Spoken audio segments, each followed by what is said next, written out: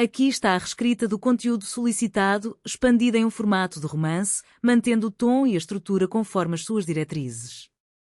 O sol daquela tarde de sexta-feira parecia pairar de forma peculiar sobre a pastelaria, iluminando os detalhes gastos do balcão onde Beisola, em um momento de desabafo que se arrastava por minutos intermináveis, batia o pé contra o piso frio. A clientela, composta por figuras habituais do bairro, observava a cena com uma mistura de tédio e curiosidade contida. Beisola, com o avental levemente manchado, olhava para Agostinho com uma seriedade que tentava, sem sucesso, disfarçar a fragilidade de seu pedido. Ele queria ser chamado pelo nome de batismo, Abelardo, e não pelo apelido que carregava como estigma. Aquela ideia de que o chamavam de Bessonaça ou Bessona, para ele, não passava de uma brincadeira de mau gosto, uma forma de perseguição que ele classificava como bullying. Agostinho, por sua vez, mastigava um pedaço de pastel com um desdém característico, incapaz de levar a sério a súplica do dono da pastelaria. Para ele, tudo não passava de frescura, uma bobagem sem tamanho que não merecia ser debatida ali, entre um gole de cerveja e outro. O ambiente, antes marcado pelo burburinho de conversas triviais, agora se tornava palco de um conflito semântico e emocional. Linneu, observando tudo de soslaio, tentava manter a compostura. Ele, como sempre, buscava o equilíbrio, ainda que soubesse que a paz ali era algo tão fugaz quanto o vapor que saía das fritadeiras de Beisola. A discussão sobre o bullying, termos que ele mesmo observava ser cada vez mais comum nas rodas de conversa, parecia deslocada para um homem da idade de Beisola que insistia em traçar paralelos com a vida escolar e, pasmem, até com a legislação que surgia no horizonte político brasileiro para proteger autoridades de situações semelhantes. Enquanto isso, em outra parte da vizinhança, o clima de luto que envolvia a partida do Sr. Osório tomava contornos de mistério. O homem, conhecido por sua solidão, havia deixado tudo organizado para o próprio enterro, como se quisesse garantir que sua despedida fosse tão silenciosa quanto a sua vida. Dona Nenê, sempre atenta aos detalhes e movida por uma bondade genuína, sentia um peso no peito ao pensar que ele partira deste mundo sem a companhia de entes queridos, nem mesmo daqueles que se diziam seus amigos de longa data. A notícia sobre a herança, no entanto, trouxe um fervor inesperado à frente da casa de Linneu e Nenê. A faxineira, que também trabalhava na casa de Beisola, espalhou a novidade. O Sr. Osório havia deixado todos os seus bens para a associação de moradores. O que antes era um silêncio respeitoso pelo falecido, transformou-se rapidamente em um frenesi de interesse sobre o destino daquela quantia em dinheiro, estimada em 50.000 reais, além de um acervo de 1.000 livros. Dona Nenê, na presidência da associação, via-se no centro de um furacão. As sugestões choviam de todos os lados. Maria Isabel queria a reforma da pracinha, pensando no lazer das crianças. Outros propunham um campinho de futebol, enquanto os mais zelosos pela segurança sugeriam câmaras espalhadas pelas ruas.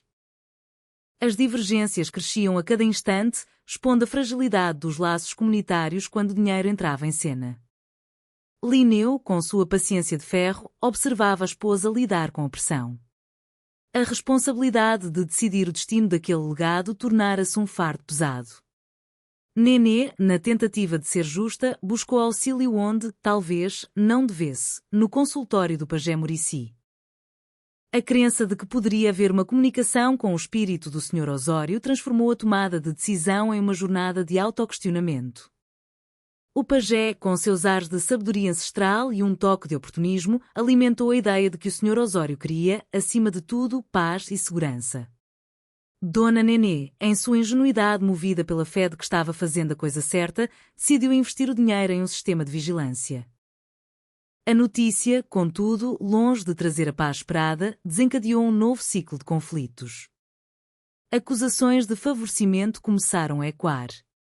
Dizia-se que Beisola e Dona Abigail haviam arquitetado um esquema para garantir que o dinheiro fosse para o projeto deles, chegando ao ponto de se especular sobre o pagamento de propina. O clima esquentou entre Agostinho e Paulão, que quase chegaram às vias de fato, com a família sendo arrastada para o meio da discórdia. Dona Nenê, sentindo-se exausta e questionando sua própria capacidade de liderança, viu-se diante da necessidade de uma confissão pública. Ela precisava limpar seu nome e explicar que sua decisão, por mais baseada em consulta espiritual que fosse, não tivera intenções escusas. Foi um momento de revelação que, finalmente, trouxe um alívio ao ambiente tenso. O desenlace, contudo, mostrou a força da união que muitas vezes se perdia no cotidiano.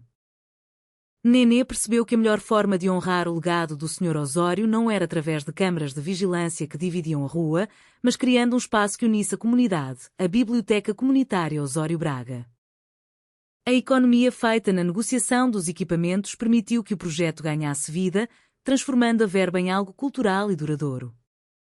Ao final, quando a poeira baixou e a biblioteca estava pronta para ser inaugurada, o sentimento que reinava era de gratidão. Linneu, com o seu jeito contido e admirável, declarou novamente seu apoio incondicional à esposa, reafirmando que, apesar das fofocas e das pressões, o voto de confiança que ele depositava nela era inabalável. E assim, entre um café e outro, entre as disputas de poder que pareciam pequenas diante da grandiosidade da convivência, os moradores daquela rua aprenderam, mais uma vez, que a política mais importante é aquela feita com honestidade e, acima de tudo, com o carinho daqueles que nos rodeiam. O Sr. Osório, em sua partida, acabara por deixar não apenas dinheiro e livros, mas um aprendizado valioso sobre o valor de cada gesto e a importância de olhar para o próximo com dignidade e respeito. O silêncio na rua voltou a reinar, mas desta vez, não era um silêncio de solidão, era o silêncio de uma paz conquistada através do diálogo e da verdade. A vida seguia, com seus pequenos tropeços, suas brincadeiras e suas grandes lições, sempre sob o olhar atento e carinhoso daquela vizinhança que, apesar das diferenças, encontrava sempre um jeito de se reconciliar e seguir em frente, unida pelo tempo e pelas histórias que, dia após dia, continuavam a ser escritas ali mesmo, naquele cenário tão familiar e cheio de vida. Os dias que se seguiram foram de calmaria. A biblioteca, agora o orgulho do bairro, fervilhava com a presença de jovens e adultos que redescobriam o prazer da leitura.